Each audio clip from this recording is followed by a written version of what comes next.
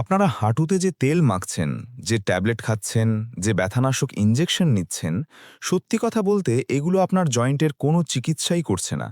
এগুলো শুধু ব্যথাটাকে কিছুক্ষণের জন্য ঘুম পাড়িয়ে রাখছে। ব্যথা যেখানে ছিল সেখানেই আছে, বরং ভেতরে ভেতরে আরও খারাপ হচ্ছে।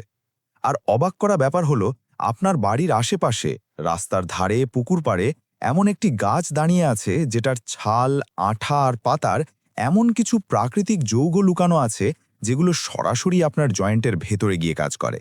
শুধু ব্যথা চেপে রাখে না, ব্যথার আসল কারণটাকেই শেকড় শুদ্ধ উপড়ে ফেলতে শুরু করে। আর এই কথা আমি মুখে বলছি না।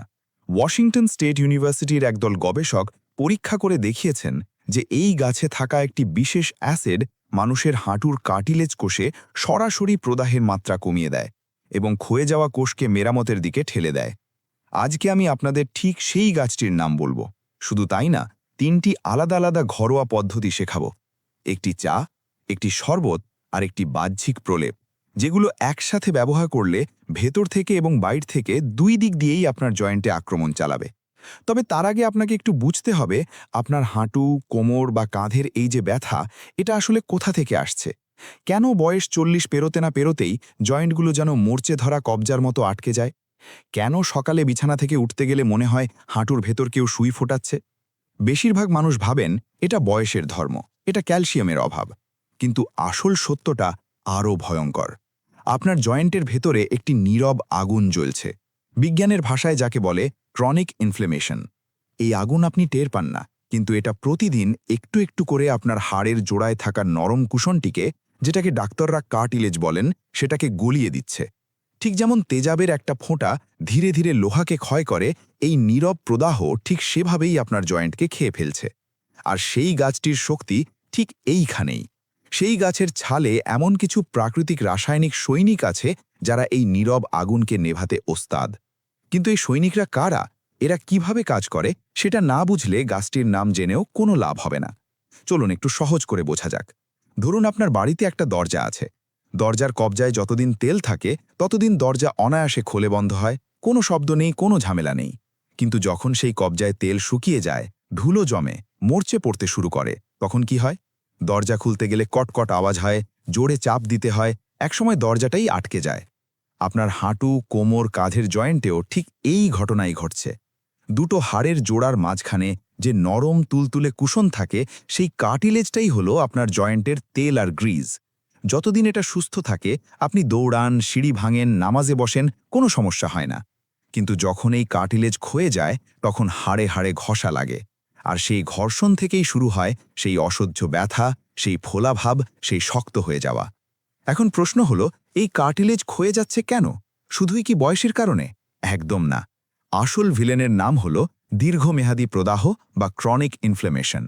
আমাদের শরীরে যখন কোনো আঘাত লাগে বা জীবাণু ঢোকে, তখন শরীর নিজে থেকেই একটু ফুলিয়ে দেয়, গরম করে দেয়। এটা স্বাভাবিক প্রতিরক্ষা। কিন্তু সমস্যা হয় যখন এই প্রদাহ আর থামে না।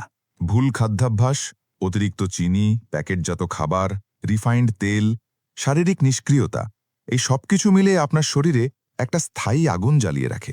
এই আগুন চোখে দেখা যায় না, কিন্তু ভেতরে ভেতরে সাইটোকাইন নামের কিছু রাসায়নিক বার্তাবাহক ক্রমাগত তৈরি হতে থাকে।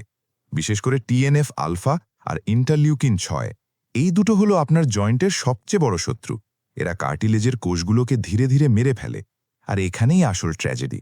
আপনি ব্যথা পেয়ে ডাক্তারের কাছে যান। ডাক্তার কি করেন? একটা পেইন কিলার ধরিয়ে দেন। সেই পেইন কিলার কি করে? শুধু ব্যথার সিগন্যালটা ব্লক করে দেয়। ভেতরে সেই আগুন, সেটা তো জ্বলছেই। মানে আপনি বাড়িতে আগুন লেগেছে জেনেও ফায়ার সার্ভিসকে না ডেকে শুধু ফায়ার অ্যালার্মের ব্যাটারি খুলে রেখে দিলেন। আগুন কি নিভবে? নিভবে না, বরং পুরো বাড়ি পুড়ে ছাই হবে। ঠিক এভাবেই প্রতি বছর লাখ লাখ মানুষ ব্যথানাশক ওষুধের পেছনে হাজার হাজার টাকা খরচ করেন, কিন্তু জয়েন্ট আরও খারাপ হতে থাকে। একসময় ডাক্তার বলেন অপারেশন ছাড়া আর উপায় নেই। কিন্তু যদি এমন একটি প্রাকৃতিক উপায় থাকত, যেটা শুধু ব্যথার সিগন্যাল বন্ধ করে না, বরং সরাসরি সেই টিএনএফ আলফা আর ইন্টারলিউকিন 6কে দমন করে, যেটা কার্টিলেজ ক্ষয়ের গতি কমিয়ে দেয়, এমনকি মেরামতের প্রক্রিয়া শুরু করে। আর সেটা কোনো দামি ওষুধ না, কোনো বিদেশি সাপ্লিমেন্ট না, আপনার চেনা একটি গাছের ছাল। হ্যাঁ, সেই গাছটির কথাই এবার বলার সময় হয়েছে। সেই গাছটির নাম হল বাবুল গাছ। বৈজ্ঞানিক নাম অ্যাকেশিয়া নাইলটিকা। এই গাছ বাংলাদেশ, ভারত, পাকিস্তান, আফ্রিকা এই পুরো উপমহাদেশ জুড়ে রাস্তার পাশে, মাঠে ঘাটে, পুকুরের ধারে এমনিতেই জন্মায়। আমাদের দাদা নানারা একসময় এই গাছের ডাল দিয়ে দাঁত মাজতেন, কিন্তু এই গাছের ছালের ভেতরে যে ভয়ঙ্কর শক্তিশালী ওষুধ লুকানো আছে সেটা আমরা প্রায় ভুলেই গেছি। এবার বিজ্ঞান কি বলছে শুনুন। ন্যাশনাল ইনস্টিটিউট অফ হেলথ NIH-তে প্রকাশিত গবেষণা অনুযায়ী বাবুল গাছের ছালে 150টিরও বেশি সক্রিয় রাসায়নিক যৌগ পাওয়া গেছে।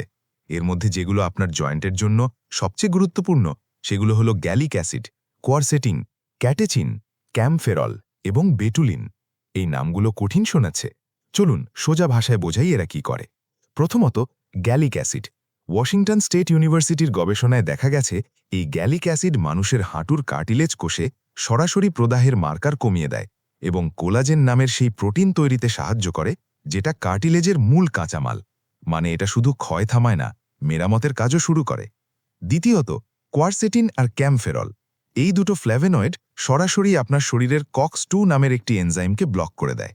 এই COX-2ই হলো সেই কারখানা যেখানে প্রদাহ সৃষ্টিকারী প্রোস্টাগ্ল্যান্ডিন তৈরি হয়। মানে এরা আগুনের উৎস মুখেই টালা লাগিয়ে দেয়। তৃতীয়ত, বেটুলিন। বাবুলের ছাল থেকে বিচ্ছিন্ন করা এই যৌগটি COX-2 সিলেক্টিভ ইনহিবিটর হিসেবে কাজ করে। সহজ কথায়, এটা শুধু খারাপ প্রদাহকে টার্গেট করে, শরীরের স্বাভাবিক প্রতিরক্ষায় হাত দেয় না। একটা গবেষণায় দেখা গেছে বাবুলের নির্যাস ইঁদুরের পায়ের ফোলাভাব 57%-এরও বেশি কমিয়ে দিয়েছে, যেটা প্রায় ডাইক্লোফেনাকের সমান কার্যকর। আর শুধু ছাল না, বাবুলের ফলের নির্যাস নিয়ে করা আরেকটি গবেষণায় দেখা গেছে এটা অস্টিও আর্থ্রাইটিসে ক্ষতিগ্রস্ত কার্টিলেজকে পুনরুদ্ধারের দিকে নিয়ে যায়। এখন কল্পনা করুন, প্রথম 3 দিনে আপনি টের পাবেন সকালে উঠলে হাঁটুর সেই জমাট বাঁধা ভাবটা কমে আসছে। 5 দিনের মাথায় সিঁড়ি ভাঙতে গেলে আগের সেই ছুরি মারার মতো ব্যথাটা অনেক হালকা লাগবে। 7 দিন পরে আপনি নিজেই অবাক হবেন, হাঁটুতে একটা নতুন জীবন ফিরে আসছে। কিন্তু এখানে একটি বড় সতর্কবার্তা আছে। শুধু বাবুল গাছের নাম জানলেই হবে না, এটা কিভাবে প্রস্তুত করতে হবে, কতটুকু পরিমাণে খেতে হবে, কখন খেতে হবে, এই সঠিক নিয়ম না মানলে উপকারের বদলে বিপদ হতে পারে। তাহলে চলুন এবার একদম হাতে কলমে শিখে নিই 3টি পদ্ধতি, 3টি অস্ত্র। প্রথম পদ্ধতি, বাবুল ছালের চা। এটাই সবচেয়ে শক্তিশালী। শুকনো বাবুল ছাল নিন, ভালো করে রোদে শুকিয়ে গুঁড়ো করে রাখুন। এবার 1.5 কাপ পানি চুলায় বসান। পানি গরম হলে 1 চা চামচ পরিমাণ, মানে প্রায় 5 গ্রাম ছালের গুঁড়ো দিয়ে দিন। মাঝারি আঁচে ফুটতে দিন যতক্ষণ না পানি কমে অর্ধেক হয়ে আসে। তারপর ছেঁকে নিন। চাইলে সামান্য মধু বা আধা চা চামচ গুড় মেশাতে পারেন স্বাদের জন্য। এই চা প্রতিদিন সকালে খালি পেটে 1 কাপ পান করুন। মনে রাখবেন, খালি পেটে খেলে ছালের সক্রিয় যৌগগুলো অন্ত্র থেকে অনেক দ্রুত শোষিত হয়। দ্বিতীয় পদ্ধতি, বাবুল গাছের আঠা বা গন্ধ পানি। বাবুল গাছ থেকে যে স্বচ্ছ বা হালকা বাদামি রঙের আঠা বের হয় সেটাকে আয়ুর্বেদে অত্যন্ত মূল্যবান বলা হয়। 1 গ্লাস কুসুম গরম পানিতে আধা চা চামচ বাবুলের গন্ধ গুলে নিন। রাতে ঘুমানোর আগে এটা পান করুন। এই আঠায় থাকা প্রাকৃতিক পলিস্যাকারাইড আপনার পরিপাকতন্ত্রকে শান্ত রাখে এবং শরীরের অভ্যন্তরীণ প্রদাহ কমাতে ভেতর থেকে কাজ করে। তৃতীয় পদ্ধতি, বাবুল পাতার প্রলেপ। এটা বাইরে থেকে আক্রমণ। তাজা বাবুল পাতা নিয়ে একটু পানি দিয়ে বেটে ঘন পেস্ট তৈরি করুন। এই পেস্ট হাঁটু বা কোমরের ব্যথার জায়গায় ভালো করে লাগিয়ে একটি সুতি কাপড় দিয়ে জড়িয়ে রাখুন। 20 থেকে 30 মিনিট রাখুন, তারপর কুসুম গরম পানি দিয়ে ধুয়ে ফেলুন। এটা সপ্তাহে 3 থেকে 4 দিন করুন। পাতায় থাকা ট্যানিন সরাসরি ত্বকের মাধ্যমে জয়েন্টে পৌঁছে স্থানীয়ভাবে প্রদাহ কমায়। 7 দিনের রুটিন হবে এরকম: সকালে খালি পেটে বাবুল ছালের চা, রাতে ঘুমানোর আগে গন্ধ পানি, আর 1 দিন পরপর পাতার প্রলেপ। এবার সতর্কতার কথা শুনুন, কারণ এটা অত্যন্ত জরুরি। গর্ভবতী মায়েরা এবং যারা সন্তানকে বুকের দুধ খাওয়াচ্ছেন তারা এটি একদম ব্যবহার করবেন না। যাদের কিডনিতে জটিলতা আছে তারা অবশ্যই চিকিৎসকের পরামর্শ নিয়ে শুরু করবেন, কারণ বাবুলের মূত্রবর্ধক প্রভাব কিডনির ওপর চাপ বাড়াতে পারে। যারা ডায়াবেটিসের ওষুধ খাচ্ছেন তারাও সাবধান থাকুন, কারণ বাবুল নিজেই রক্তের শর্করা কমায়। দুটো একসাথে হলে শর্করা অতিরিক্ত কমে যেতে পারে, আর অতিরিক্ত মাত্রায় খেলে কোষ্ঠকাঠিন্য বা পেটে অস্বস্তি হতে পারে। তাই পরিমাণ ঠিক রাখুন। বাবুলের ছাল আপনার নিকটস্থ হাট বাজার, আয়ুর্বেদিক ওষুধের দোকান বা অনলাইনে সহজেই পাবেন। গন্ধ একইভাবে পাওয়া যায়। এখন আপনাদের কাছে আমার একটাই অনুরোধ, টানা 7 দিন এই নিয়মটি মেনে চলুন। 7 দিন পর এই ভিডিওর কমেন্ট বক্সে এসে জানাবেন আপনার কতটুকু উপকার হলো। আপনার একটি কমেন্ট হয়তো আরও হাজার মানুষকে এই ব্যথা থেকে মুক্তি পেতে সাহায্য করবে। আর এই ধরনের প্রাকৃতিক স্বাস্থ্য সমাধান নিয়মিত পেতে চাইলে এখনই চ্যানেলটি সাবস্ক্রাইব করে বেল আইকনটি টিপে দিন, যাতে কোনো ভিডিও মিস না হয়। সুস্থ থাকুন, প্রকৃতির কাছে ফিরে আসুন।